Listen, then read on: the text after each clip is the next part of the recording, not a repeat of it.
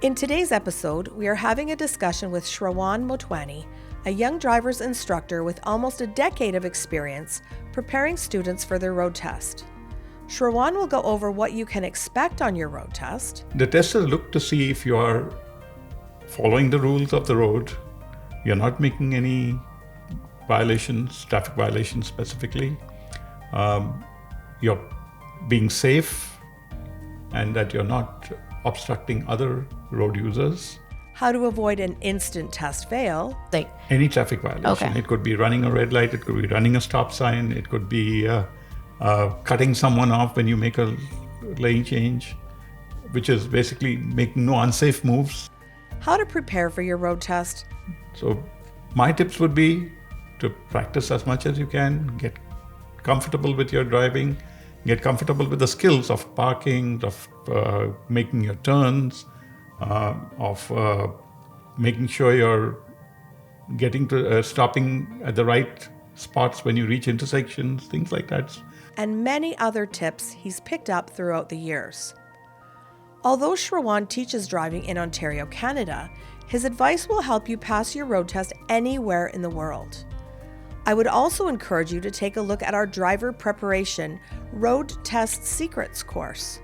This course goes through each skill you may be tested on and focuses on what you must avoid to be successful on your test. With that said, welcome to YD Drives the Future, a podcast where we cover all aspects of driver education and road safety. For over 50 years, Young Drivers of Canada has been dedicated to educating drivers of all skill levels and changing their driving behaviors for the safety of all road users. Let's jump into today's episode.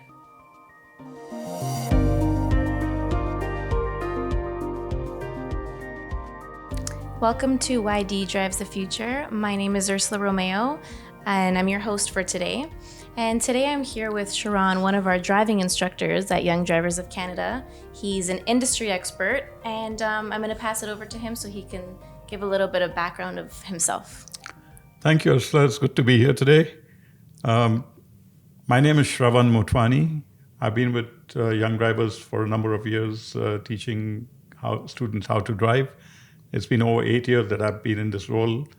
I typically look at students in the Mississauga area, and I'm having a good time doing that. Oh, that's so nice. Good to hear. Good. So today our segment is about drive test and the drive test in Ontario specifically. So we had asked social media users if they had any questions, if there's anything they wanted answered. So we have a list of questions here today. Fire away. So we'll start with the first one. So the first question we have here is, when does my G1 expire? Typically, your G1 would expire 5 years from the date you get your G1. Okay. Because that's the validity of your license. Okay. So you have to go for your G2 before that 5 years? You have to get your G before that 5 years. Oh, okay. You have not only to get your G2, but you have to get your G within 5 years of getting your G1. And because if you don't get it, then you have to start Exactly. the process all over again. Okay. Yeah, You start right back at the G1. right back at G1. All right, awesome. Our next question from one of the users is, tips to pass the road test. Are there things that the testers look for specifically?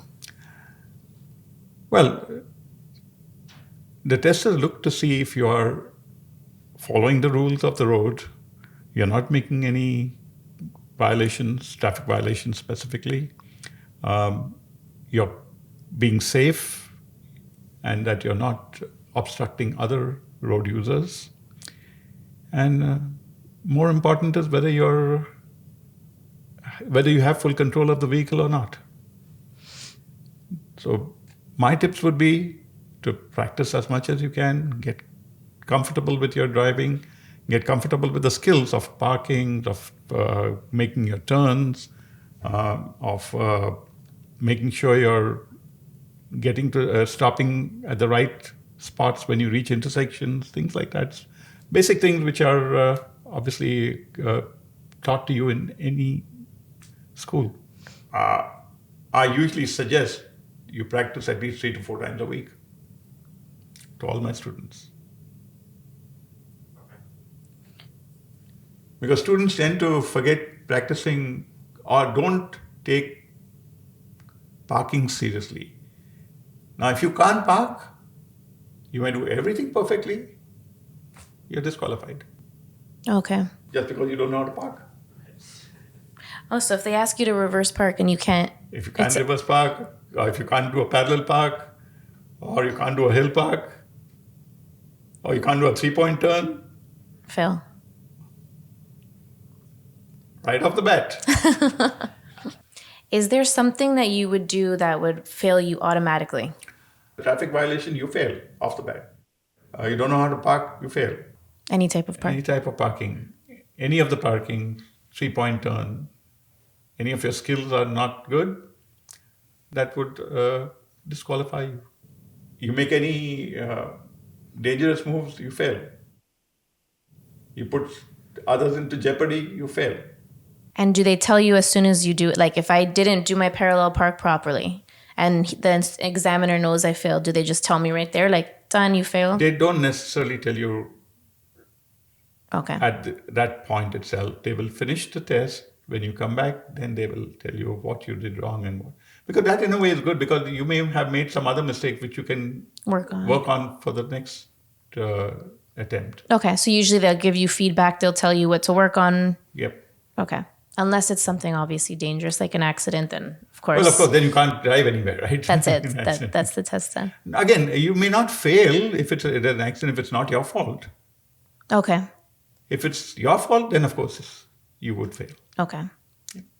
And for the traffic violations, yep. Are there like specific violations? Like any traffic violation. Okay. It could be running a red light. It could be running a stop sign. It could be cutting someone off when you make a lane change, which is basically making no unsafe moves. Okay. Things like that. Another side question, that's just my question. How about the speed limits? Are they like very specific about speed limits? Well, they are specific about the speed limit, but that doesn't mean if it's 50, you have to be at 50 and you can't go 51. You can be in the range a couple of kilometers above or below the actual speed limit, and that should be all right. Okay. You got to be roughly in the range. Within 5? Okay. Very much within.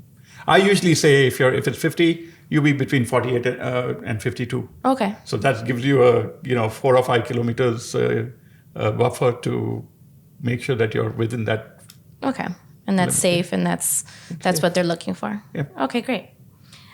Question 3, how can I book a road test? So booking a road test is very simple. They made it, you don't have to worry about it. Just go to the site of drivetest.ca and there's a tab where you can book a road test. So it says book a road test. You go into that, you'll put in your driver's license number and just follow through, and it'll give you the possible locations and dates. You can choose which location, which date you want, at what time you want, and then just pick a slot. Easy, fast. Simple, straightforward. Great. This is a good one. How should I prepare for my road test? As I said, practice, practice, and practice. Ideally, you should go to a driving school. Yeah. Or, if you're co-drivers at home, your parents, friends, uncles, if they are very knowledgeable, then it's good because rules keep changing, and it's a good idea to attend driving school. I will highly recommend that. And they teach you all the maneuvers and all the maneuvers and what to do, what to expect. What would they ask you to do during the road test? Things like that. So it's a no-brainer, really speaking. And it also makes you a proactive driver to be safe on the roads. So not only are you being safe, but you're also making sure the others are safe. For sure. And then your waiting period is shorter if you go to a driving school. If you go to driving school, 2 benefits. Waiting period is shorter. Instead of 1 year from the date of getting your G1 to get your G2, it's 8 months. You also get a break on your insurance when you get get certified from a driving school. Oh, okay. So that itself would pretty much pay for your for sure driving school lessons. Yeah, that's a great benefit. Okay, so next question. What happens if I pass? Well, if you pass, congratulations. Go and get your temporary G2 license. That's all you do. And then they can drive on their own. You can drive on your own. There are certain restrictions for drivers under 19.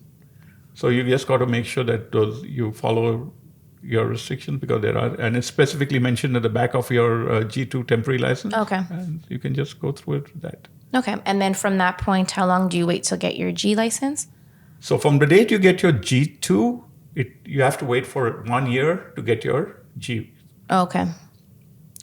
So 365 days. Okay. Yeah. And then the difference between the G2 and the G is the highway. It's a highway. Okay. Because now, when you have your G1, you cannot drive on the highway with any co-driver except a licensed instructor. Okay. Once you get your G2, you're free to go and drive by yourself alone. Anywhere. Anywhere. Okay. On the highway, on any roads, Okay. on the 80 series highways, on the 400 series highways, no worries. You can drive on the 80 series highway even with a G1, with a co-driver, of course. Okay. Okay. You're not allowed to drive without a co-driver when you have a G1. G1. Okay. So then on the G test, you're tested on highway. You're predominantly tested on Okay. the highway. Okay. That's your main testing area. Okay. Got it. They do check how you drive in the city streets as well. So it's not just only highway, but they would check you how you're driving on the city streets to get to the highway, to get back from the highway. Okay. So they still ask you to do some of the basic. Some stuff. Okay. Not too much, but some. Okay. Next question is, what happens if I fail my test? No big deal. I mean, you fail. No, not everybody passes, so it's not the end of the world. Within a day, you can rebook your test, and depending on what date you get it, just go and appear again. Oh, okay. You can book right away after, Right away after. the next day. Oh, okay. That's good to know. While I'm doing my test, will they tell me where to go? Of course, they will guide you and tell you which roads to take, which turns to make. They will be telling you all the time. Okay. So you don't have to make any decisions for yourself. You don't have to make any decisions as to where you're going, because that will be told to you once you are there. Once you're in the car, and he will keep telling you, or she will keep telling you which way to go, which side to go. Okay. Should I talk to the examiner or stay silent? Well, you can talk to the examiner. You don't want to make too much of small talk, but anything to do with driving, you're welcome to speak to them and ask them if you have any doubts. Not a problem. So what about like a running commentary of what you're doing? Well, you could do that as long as you don't go overboard doing it. But for sure, you can, give a little running commentary of what you're doing. That shouldn't be a problem. They won't get upset about that. I have not come across anyone who's got upset yet. Okay. In fact, sometimes it's a benefit to the student to have a running commentary going, because it takes their mind away from the phobia of I'm being tested, because now they're concentrating on their driving, and that will help them drive properly and safely. Sure. So definitely, I'm a proponent of it, as long as you don't, like I said, you don't want to overdo it. Okay. Yeah. Next question. What are some of the things that they'll probably ask me to do on the road test? So the road test basically comprises of about 14 turns, 3-4 lane changes, if at all. They will be asked to do a hill park, a parallel park, a 3-point turn, and come back and park. Or you may have to come back and back in. Okay. That's pretty much it. It takes only 15 minutes. It's a very short stint that you're doing out. And that's also another reason why you want to make sure that you're doing it right, because you have only 15 minutes to convince the examiner that he can give you the license for the next 5 years. Sure. You want to leave a good impression. Exactly. Show them you really know how to drive. Exactly. The more confidence you show, it makes the examiner comfortable, and he said, okay, the student knows what he's doing. For sure. And that always helps. I think it's us. We overanalyze, we overthink it, and we stress ourselves out. But as long as we do what we're supposed to be doing, Absolutely. You don't want to overstress yourself, because if you overstress yourself, now you'll be prone to making mistakes. yeah, of And course. that happens. I mean, I've had students who get so tense that they imagine the worst Yeah. while even before going out. Yeah. And I sit down with them and I pretty much have to calm them down before they For go. sure, Because yeah. otherwise they're setting themselves up for failure. Well, that's another advantage too of you going with them. I guess you can really like Right. calm them down, talk them through it before Absolutely. they start. Especially when you know the student, you know how the Yeah. mentality of a student is, because you've been with them for 10 hours of teaching and for over a number of days. Yeah. And you get to know a little bit about the student's mental frame of mind. And it really helps if I can identify that and zone in on it and ensure that they don't get into that hyper state. Yeah, that's really good. Yeah. That's good because I feel like people that don't go with instructors, they may not have that same advantage. They may not, depending on who they're going with. I would never say no advantage, but with a instructor who's been teaching for some Yeah. time, he has a little more, a lot more idea, because he's been doing it with a lot of Exactly. students. And that experience certainly helps. For sure. And you're confident in your student. You know that they're ready. Absolutely. You don't want the Yeah, nervousness. I usually don't like to take a student. If I feel the student not ready, I tell them, look, you're not ready. You may want to wait a little longer, do a sure. little more practice before you go. Yeah. Be more prepared instead of going and then being disappointed or discouraged. Because there's nothing like passing at the first shot. Yeah. The euphoria that the student gets is, and the confidence that the student gets after passing at the first shot is seen to be believed. Yeah. I can't describe It's it. exciting. It's very exciting. That's awesome. How will I know I passed my test? The instructor at the end of the test will tell you whether you've passed or not. And if you pass, they'll tell you you have to go inside and go to such and such counter and get your temporary license. And then you're good to go. And then you're good to go. Next question. What should I expect when I get there? Should I wait in my car? So when you get there, you have to go inside and register at a kiosk.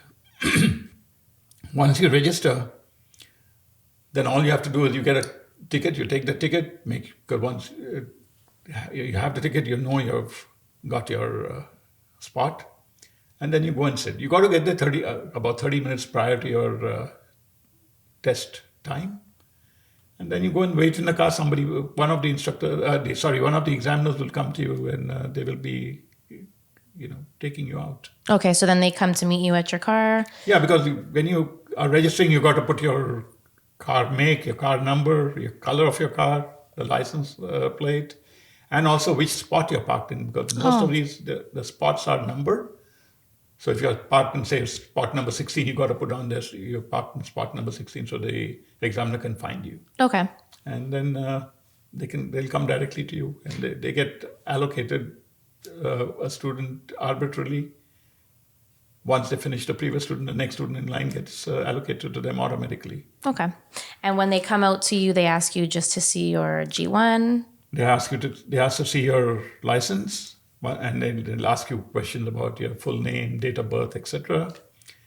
And then they check some of the equipment in the car, like some of the controls. They check your signals, they check your brake lights, they check your horn, and then they come in, because they are the safety devices that they want to make sure are working when they take you on a road Okay. test. And if one of those things is not working, You go home, automatically can't do the test. cancel the test, and go home. Okay. You don't want to do that, because when you cancel the test now, you would have to repay. Oh, okay. So You want to make sure everything's up and running. Up and running. Okay. So I guess that's another advantage Correct. of going with you as well. You make sure all that stuff is before we even go there, yes. okay. Oh, great. And then you wait, like the instructor waits at the drive test while the student goes out. Correct. Okay. The instructor is not in the car with them. What happens when there's inclement weather? Is it if there's a snowstorm the night before, or if it's like raining excessively? Does a student still do the test? Is there something you tell them? Does it get changed? So it's not in the instructor or the student's hand. Okay. The drive test center decides whether to cancel the test or not. So if they find that it's too foggy, or the roads have not been cleared, or if it's snowing pretty heavy, they would cancel the road test for the day, and then automatically your road test gets canceled and you have to reschedule it. Okay. So you reschedule it, or do they reschedule it for you? They don't reschedule it because you have to reschedule it as you need to know which day you want to go or not, because you want to pick the time and date. Okay. It's always better for the student to do it, because if the drive test center arbitrarily allots you a time and date and you are unable to go, now there's a problem. For sure. Absolutely. For sure. Have you had to take any students like in a snowstorm or foggy or like? So we had fog on the 8th of February, if you recall. It was really foggy. Yeah. When we got to the center, they canceled all tests. Oh, okay. Once you got there. And prior to that, also when it was snowing, again the road test was canceled. The roads were not clear, so it happens. Yeah, it's better to be safe. Absolutely. So you come back and pick another date and time and go for it. For sure. I think that's all the questions we have for you today. Thank you so much for being here and answering these questions. I think you have a lot of great insight and will definitely help a lot of people. Thank you for having me, Asra, and I'm happy to be here anytime. Thank you. Thank you so much. Have a wonderful day. Thank you. Thank you so much for listening today. If you have a road test coming up or you have any other questions, we have a program called What Not to Do on Your Road Test, which will specifically explain things that you shouldn't be doing on your road test. You can check out the link in our show notes below. Thank you.